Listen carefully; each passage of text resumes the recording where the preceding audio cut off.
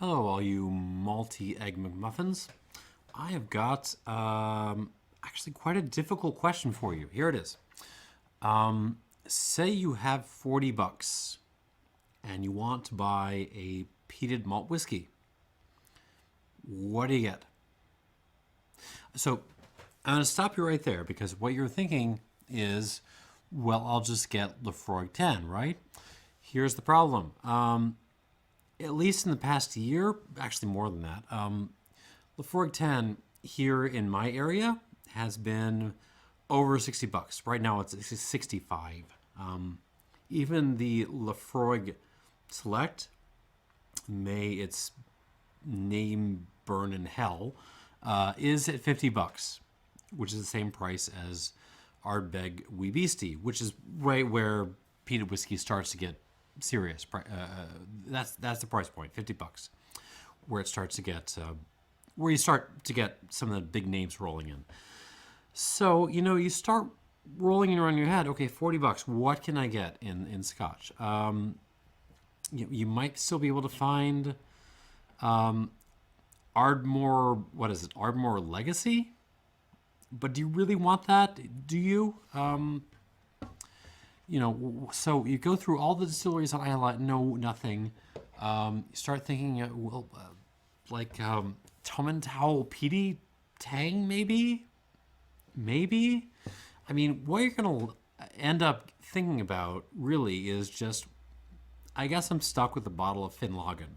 Finlagen, with the hilarious amount of caramel colorant, the 40% alcohol by volume, and maybe that's okay. But man, Finlagen was, I haven't bought a bottle of Finlagen in years, and even back then it was kind of spotty. My last bottle was so soapy that I actually had trouble drinking it. But you might think, nothing else out there, right? I mean, I can wait for Ben Romack 10 to go back on sale. Maybe it'll hit 40 bucks and I can do that. But nothing much beyond that. Except there is another option which you may not have thought of. And here it is. Glenfiddich Fire and Cane. I'm just now getting to this.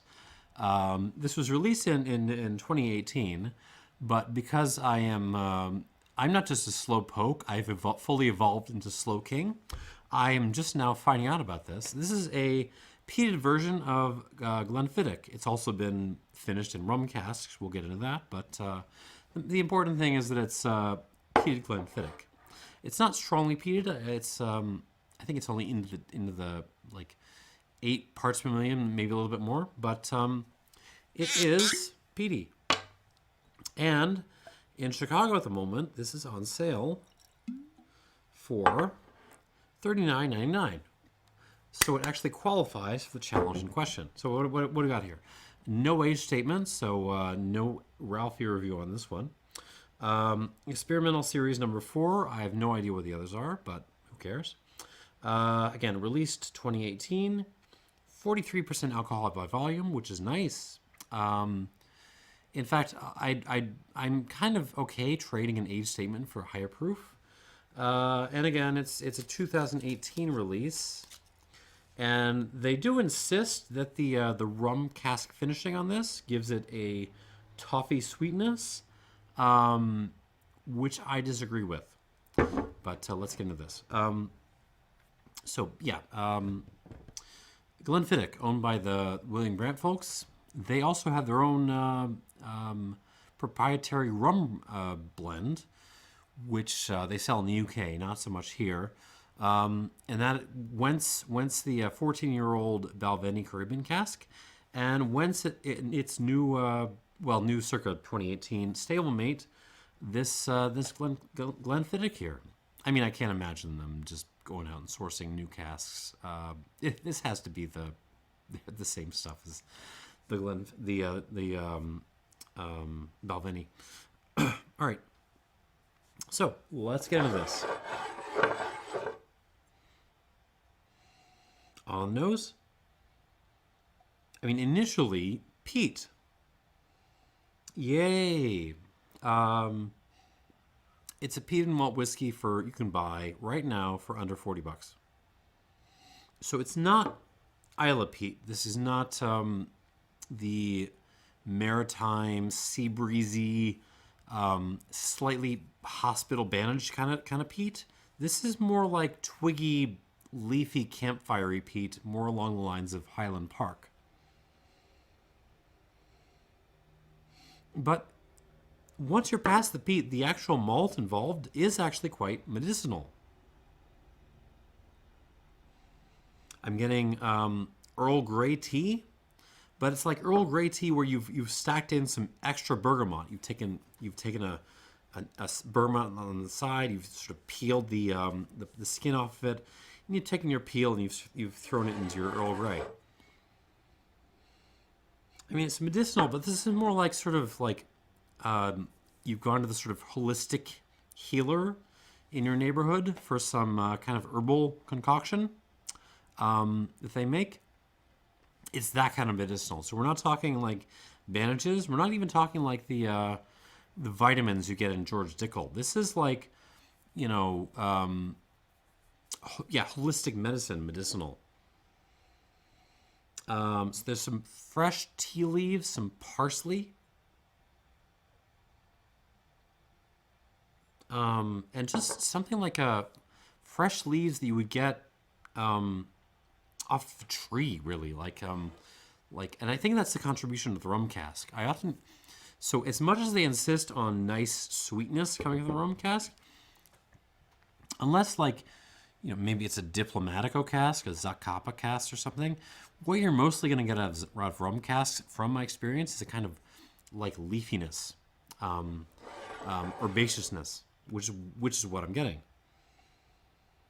Parsley, thyme, wet leaves you just pulled off a tree, that kind of thing.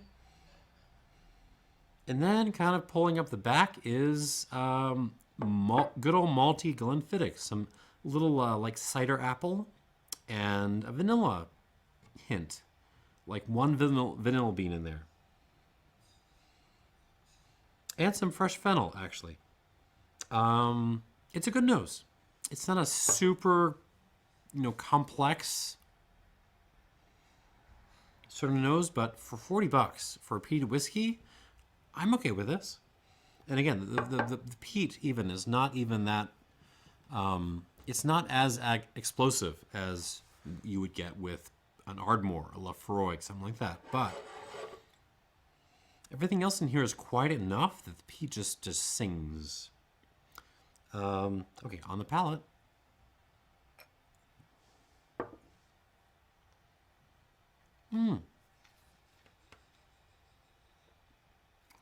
Again, peat kind of leaves the way. It's still twiggy, campfirey peat, but there is more like like a sea breeze thing going on here than on the nose. So we're sort of like we're meeting Isla halfway with the palate. Then the Earl Grey tea thing again, white pepper. A lot of white pepper.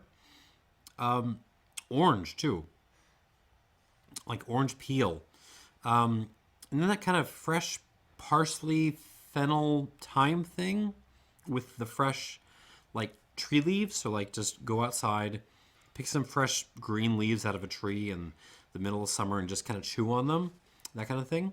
I think that's the contribution of the rum cask. I don't think it's totally necessary, to be honest, but I mean, it's not doing any harm. It's probably adding $5 to the price, but it's not making it worse.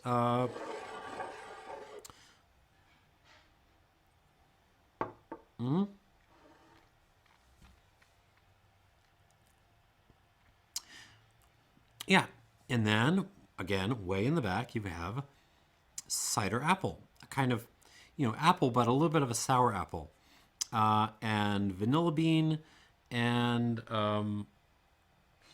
a little bit of like a honey thing, like a spicy honey, like a honey mixed jalapenos into. And that's it. That's pretty much all you got. Not a ton of depth here, but but it works. It works. So, you know, long ago, back in 2000, I think, I did a little series on the best malts I thought you could buy for under $40, and I ended up with Glenmorangie 10, and what the else was on there? Tomatin 12, which was the weird one. I never reviewed Lagavulin 12-year-old, but that's a fun one. And of course, the immortal Glengoyne 10, my eternal go-to. This joins that list. This is one of the best single malt whiskeys you can buy for under $40, and I think it's the only, you know, consistent and decent single malt whiskey you can buy that's peated. I'm sorry, I should emphasize that. Consistent and decent peated malt whiskey you can buy for under $40. And that's not nothing. Score-wise, can't get too high with this. I'm going to give it an 83 plus.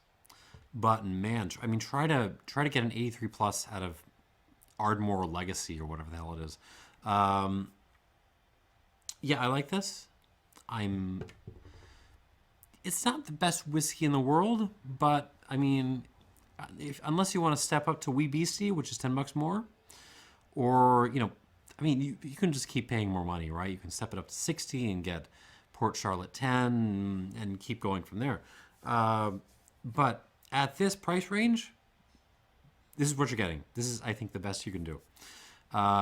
And because it's so off the radar, because who thinks of Glenfiddich for peat? It does actually count in my book as a very serious different spirit. So that's what I got. 83 plus out of 100. And thanks for watching. Cheers.